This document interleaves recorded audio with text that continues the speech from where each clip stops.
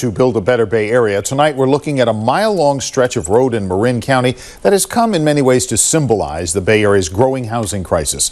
This crisis only worsened through the pandemic. RV after RV, car after car parked here because people have nowhere else to go. 12 million layoffs didn't happen slowly. They happened quietly, then all at once. Across America, workers didn't move into new jobs. They moved into RVs, vans, and parking lots. This isn't lifestyle living. This is what happens when housing collapses faster than people can recover. The claim of 12,000 layoffs represents combined mass layoffs across multiple sectors between late 2024 and 2026. This wave hit tech, logistics, retail, construction, healthcare support, trucking, and manufacturing simultaneously. What makes this different is speed. Workers received 2 weeks' notice or less, with severance reduced or eliminated entirely. Unemployment insurance couldn't keep pace. Most states provide $275 to $450 weekly, while average national rent exceeds $1,800 monthly. For households already spending 50 to 60% of income on housing, even brief income disruption triggers immediate housing loss. This layoff wave overlapped with credit tightening. Credit card. Limits were cut, personal loan approvals dropped, and interest rates remained elevated. This removed the final safety net most families relied on during past recessions. What followed wasn't shelter entry, it was vehicle living. RVs, vans, box trucks, and fifth wheels became emergency housing because they require no credit checks, no deposits, and no landlord approval. This shift happened in weeks, not years. Unlike prior downturns where families had months to adjust, this crisis moved with unprecedented speed. The economic damage happened quietly across different industries, but the housing impact arrived all at once. This explains why the RV homeless surge appears sudden. The pipeline from employment to homelessness compressed from months into days, catching social services, cities, and families completely unprepared for the scale and speed of displacement. In past economic downturns, layoffs didn't immediately equal homelessness. Today they do, because housing has zero. Elasticity. Median rents rose over 30% since 2020, while wages grew far slower. Savings buffers disappeared. Roughly 60% of Americans live paycheck to paycheck, meaning a single missed rent payment triggers eviction risk. Eviction timelines shorten dramatically. In many states, tenants face removal within 30 to 45 days after missed payments. That's insufficient time to secure new employment, relocate, or downsize responsibly. Shared housing collapsed simultaneously. Room rentals now cost $800 to $1,200, often requiring background checks and income verification unemployed workers cannot provide. RVs become the only immediate option. Used RVs can be purchased for $8,000 to $25,000, often using cash, tax refunds, or retirement withdrawals. Unlike apartments, RVs don't require proof of income. They provide privacy, mobility, and perceived safety compared to shelters. But this transition isn't planned. Most new RV dwellers lack hookups, legal parking, or maintenance. Funds. They enter RV living already in crisis, not as lifestyle choice. That's why breakdowns, fines, and displacement happen fast. This pipeline from job loss to RV living has become direct and unavoidable. Housing no longer absorbs economic shocks, it shatters under them. The safety mechanisms that once prevented homelessness, rental assistance, family loans, affordable alternatives, have all disappeared simultaneously, creating a perfect storm where unemployment equals immediate vehicle dwelling. Official homelessness counts dramatically understate what's happening. RV dwellers are largely excluded from federal and local statistics. HUD counts prioritize shelters and unsheltered street populations, not people sleeping in registered vehicles. This means hundreds of thousands of RV residents are statistically invisible. Cities often classify RV dwellers as vehicular residents, not homeless. This technical distinction removes them from funding formulas, emergency aid programs, and housing assistance eligibility. Resources shrink while the problem grows. School districts report rising numbers of students without permanent addresses. Employers quietly acknowledge workers sleeping in parking lots. Hospitals document increases in patients listing post office boxes or no address. Yet official homelessness numbers remain nearly flat. This invisibility fuels policy denial. If numbers don't show growth, officials claim the crisis is exaggerated. Meanwhile, entire neighborhoods of RVs form overnight on industrial roads, dead malls, and abandoned lots.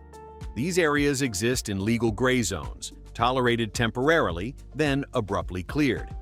The public perceives RV dwellers as travelers or retirees, not displaced workers. This misunderstanding delays intervention and hardens enforcement responses. By the time action occurs, displacement has already multiplied.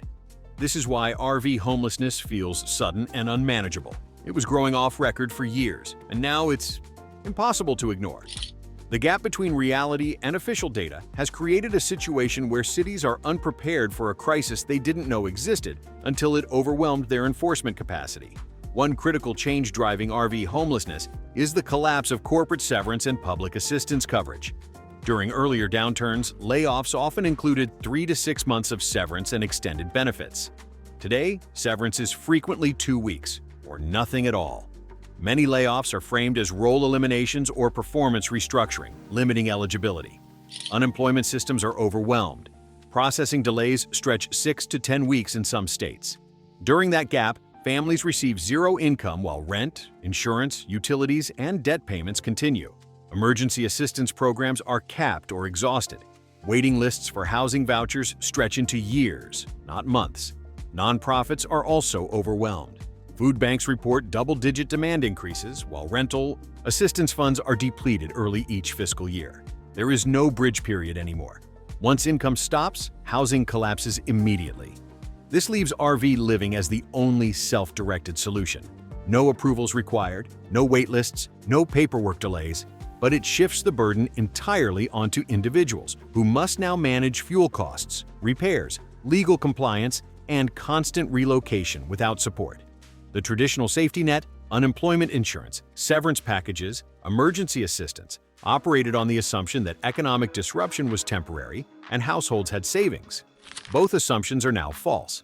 The system no longer cushions economic failure, it accelerates housing loss. For displaced workers, the gap between job loss and vehicle dwelling has collapsed to mere weeks. Just as demand for RV living explodes, legal places to live in RVs are vanishing. Across the country, long-term RV parks are closing due to land redevelopment, insurance increases, zoning changes, and rising property taxes. Many parks are being sold for warehouses, apartments, or storage facilities. Insurance premiums for RV parks increased by 30 to 60%, forcing owners to close or shift to short-term tourism only. Monthly residents are being evicted with 30 to 90 days notice, often with nowhere else to go. New RV parks are rarely approved due to zoning resistance and community opposition. Waiting lists now stretch 6 to 12 months in many regions. Monthly rates surged from $400 to $700 to $1,000 to $500, eliminating affordability entirely. Utilities once included are now metered separately. This creates a trap. People are pushed into RVs by layoffs, but blocked from legal places to live in them. The result is street parking, industrial zones, and constant enforcement pressure. RV living is no longer a low-cost housing alternative. It's a high-risk survival strategy in a system that removed all legal footing. The convergence of park closures and rising homelessness has created impossible math. Cities face thousands of displaced RV residents with only dozens of legal parking spaces available. This mismatch guarantees enforcement conflicts and accelerating displacement, regardless of individual compliance efforts. As RV homelessness expands, cities are responding with law enforcement instead of housing solutions. Since 2023, hundreds of municipalities have passed or revived vehicle dwelling bans, overnight parking restrictions, and no habitation ordinances. These laws often prohibit sleeping in a vehicle for more than 2 to 4 hours, regardless of location. Fines range from $75 to $1,000 per citation, with vehicles subject to towing after repeated violations. Towing fees alone can exceed $2,500, instantly destroying someone's last shelter. In many cities, impound yards hold vehicles for 30 days, after which they're auctioned, effectively turning homelessness into asset seizure. What makes this dangerous is enforcement timing. Laws are applied suddenly, with no transition zones and no legal parking alternatives offered. RV residents are forced into constant movement, burning fuel, risking breakdowns, and accumulating citations they cannot pay. Court challenges exist, but enforcement continues during litigation. For displaced workers living in RVs, this creates a cycle where legal compliance becomes impossible. You can't legally park, but you also can't afford to move. This isn't about public safety, it's about displacement. Cities are pushing RV homelessness out of sight, not resolving it. The result is increased instability, deeper poverty, and faster collapse for people already on the edge. The criminalization approach costs cities millions in enforcement, towing, court processing, and cleanup, yet produces zero housing solutions. Meanwhile, RV residents cycle between jurisdictions, burning resources and accumulating legal problems that make future housing access even more difficult. For decades, big box stores, warehouses, and truck stops functioned as unofficial emergency housing zones. That has ended. Since 2022, major corporations have quietly updated parking policies banning overnight stays, even for RVs that are insured and registered. The shift wasn't announced publicly. It happened through corporate liability reviews, insurance pressure, and city agreements. Once allowed, parking lots now enforce zero-tolerance rules with private security and local police cooperation. This change removed tens of thousands of safe overnight spots nationwide almost overnight. For RV dwellers, it eliminated predictable rest zones where they could sleep legally without harassment. Now, even stopping for rest risks citations or trespassing charges. Truck stops followed the same path. Increased congestion, local complaints, and zoning pressure forced operators to prioritize short-term fueling over overnight stays. Many now limit parking to 2 to 3 hours, even for paying customers. The impact is massive but invisible. RV residents must now rotate constantly, often driving 20 to 50 miles per night searching for safe locations. Fuel costs rise, exhaustion increases, accidents become more likely. This policy shift didn't reduce homelessness, it made it more dangerous. What used to be a temporary survival strategy has been stripped away, leaving RV residents with fewer legal options than ever before. The elimination of informal overnight zones forces continuous movement, transforming vehicle dwelling from stationary shelter into exhausting, expensive, dangerous migration. This crisis isn't dominated by the unemployed or chronically homeless. The fastest-growing segment of RV homelessness is working adults and retirees. Many still have jobs. Others lost high-skill positions and fell fast due to housing costs. School districts report increasing numbers of children living in vehicles. Healthcare systems document nurses and aides sleeping in RVs near hospitals. Logistics hubs see truck drivers and warehouse workers living on site in converted rigs. Fixed-income retirees are also being pushed out. With Social Security averaging around $1,900 per month, rising rents make housing impossible. RVs become the last controllable expense, but only temporarily. These populations don't qualify for traditional homeless services. They're often excluded from shelters due to employment schedules, family size, or vehicle ownership. Assistance programs are not designed for people who still look stable. That's why the crisis remains misunderstood. These individuals blend into society during the day and disappear at night. They aren't visible in encampments, but they are everywhere. RV homelessness is no longer a fringe condition. It's a structural failure pulling in people who never expected to be here. Teachers, nurses, construction workers, and retirees are becoming vehicle dwellers, not because they made poor choices, but because housing costs increased faster than any wage or benefit. Adjustment. The demographic shift reveals this isn't a personal failure crisis, it's a systemic housing collapse affecting previously stable populations. As demand for emergency housing rises, the RV market itself has become unstable. Used RV prices initially dropped due to distressed selling, then rebounded sharply as displaced families rushed to buy. This created artificial scarcity at the low end. Affordable, functional RVs under $15,000 now sell within days. Many require thousands in repairs, roof leaks, electrical failures, plumbing issues that new owners can't afford. Financing is often unavailable or predatory, with interest rates exceeding 10 to 14%. Insurance companies are tightening underwriting. Older RVs are increasingly denied coverage or restricted to storage only, making them illegal to drive or park on public roads. Premiums have risen 20 to 40%, further squeezing owners. Repairs are another trap. RV service backlogs stretch weeks or months, and labor rates rival automotive dealerships. A single breakdown can strand a family indefinitely. Instead of providing stability, RV ownership often accelerates financial collapse. What looks like a housing solution becomes a high-risk liability with no safety margin. The RV market wasn't built for mass housing demand, and it's failing under the pressure.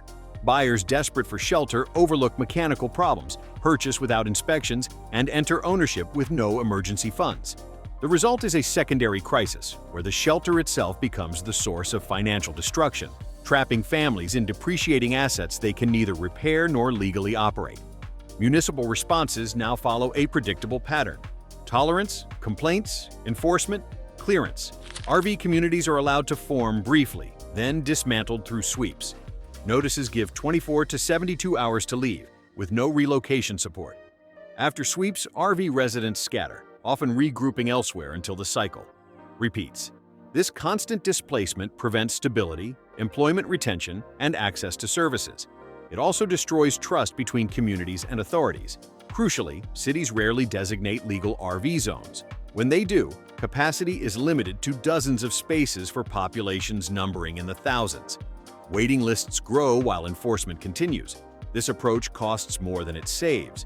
Towing, policing, cleanup, and court processing consume millions annually without reducing homelessness. The absence of a long-term strategy ensures the crisis grows. RV homelessness is being managed as a nuisance, not a housing emergency. And until that changes, displacement will continue to accelerate.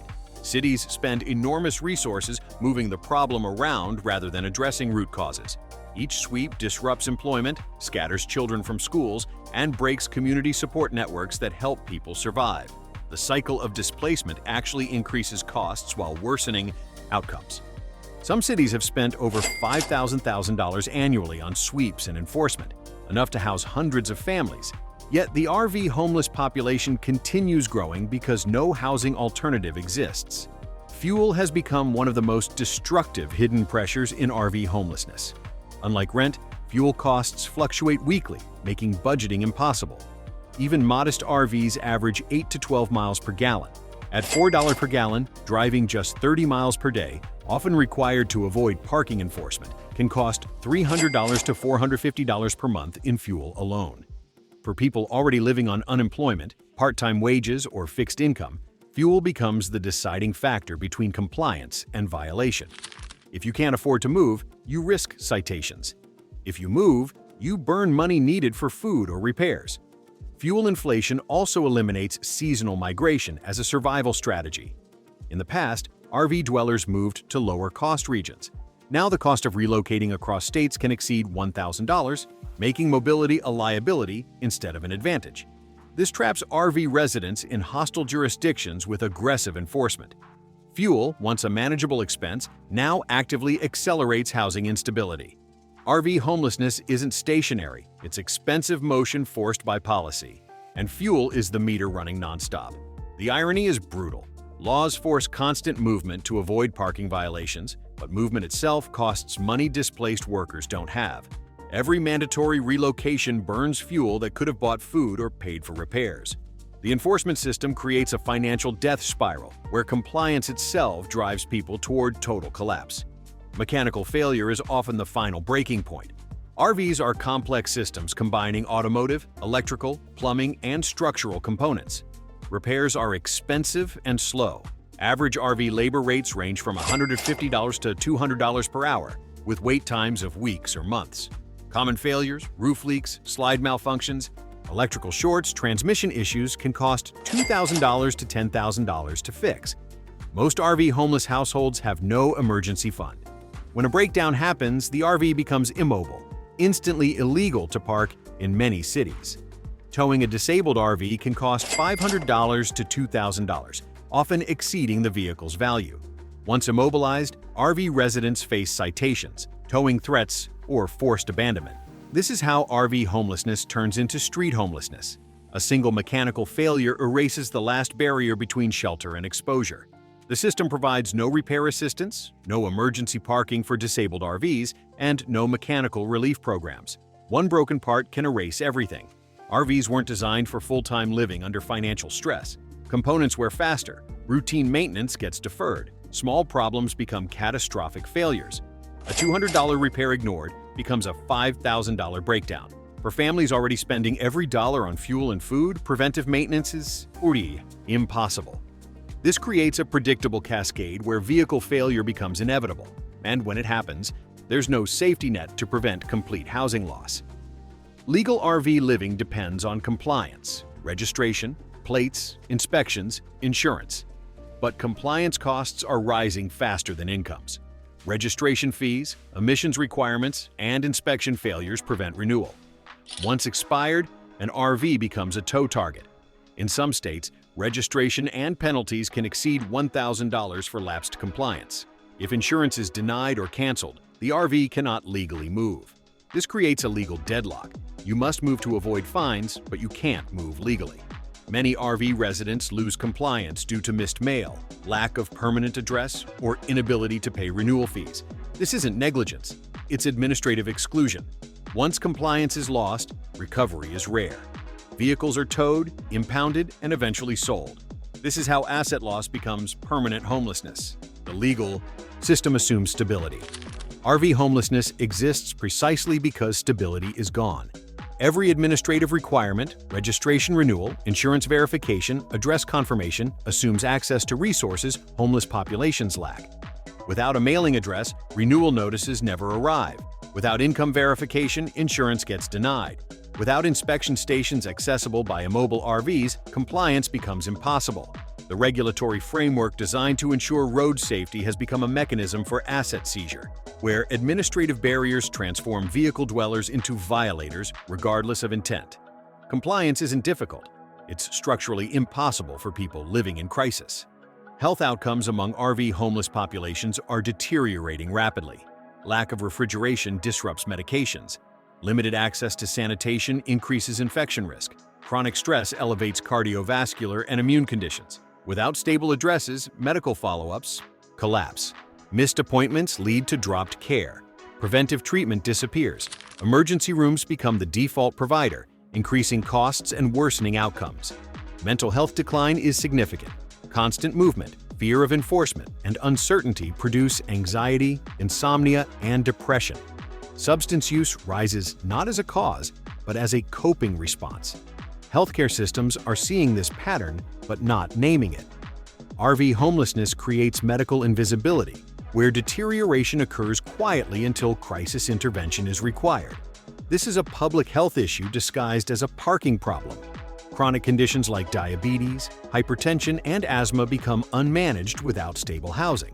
Insulin requires refrigeration. Blood pressure monitoring requires routine. Asthma management requires clean environments. None of these exist in vehicle dwelling. The result is preventable hospitalizations costing tens of thousands of dollars, far exceeding what stable housing would have cost. Hospitals discharge patients back to RVs, where conditions immediately worsen again. The cycle repeats until acute crisis occurs. Public health costs are rising while the population causing them remains invisible in official data, creating a gap where spending increases but solutions never materialize. Children living in RVs face disruptions that compound long-term harm. School enrollment requires addresses. Transportation becomes inconsistent. Attendance drops. Academic performance declines. School districts report rising numbers of highly mobile students, a known risk factor for long-term educational failure. These children often lose access to free meals, counseling, and special services due to instability. Child services are rarely triggered because families still appear housed. RVs mask homelessness in official systems. Support arrives late or never. This creates a generation growing up without routine, privacy, or security. The long-term cost far exceeds any housing intervention. RV homelessness doesn't just displace families, it derails futures. Educational research shows highly mobile students fall an average of 4 to 6 months behind academically for each school transfer. Children in RVs often change schools multiple times per year as families relocate to avoid enforcement. They lose friendships, fall behind in curricula, and develop anxiety that further impairs learning. Teachers can't provide continuity. Parents can't support homework without stable workspace or internet access. By the time these children reach high school, many are so far behind that graduation becomes unlikely. The educational damage from childhood RV homelessness creates lifetime economic disadvantage, perpetuating poverty across generations. The cost of intervention now is a fraction of the social cost later. The most dangerous shift is normalization. RV homelessness is no longer transitional. With housing costs high, safety nets weak, and enforcement aggressive, exit pathways are disappearing. People are staying in RV homelessness for years, not months. Skills erode, health declines, assets vanish. Re-entry into traditional housing becomes impossible due to credit damage and eviction records. What emerges is a permanent mobile underclass, working, aging, invisible, and excluded. This is not an emergency phase. It's a structural failure hardening into place. Without intervention, RV homelessness stops being a crisis and becomes a system. The transformation from temporary displacement to permanent condition happens through accumulated barriers, credit scores destroyed by unpaid citations, employment gaps from constant relocation, health problems from years without stable care, legal records from parking violations. Each year in RV homelessness adds barriers that make exit harder. Eventually, traditional housing becomes inaccessible, regardless of income improvement. Landlords reject applicants with recent vehicle dwelling. Background checks reveal citation histories. Credit requirements eliminate anyone who fell behind. What began as emergency response calcifies into permanent status. America is creating a new housing class, people who work, contribute, and participate in society, but will never again qualify for traditional housing. This isn't a temporary crisis requiring emergency response. It's a permanent restructuring of how millions of Americans will live for the remainder of their lives. When work no longer guarantees housing, the system has already failed. In our next video, we break down what happens when enforcement, fuel costs, and new laws collide, and why escaping RV homelessness is becoming nearly impossible. If this is hitting your city too, leave a comment and stay with us by subscribing.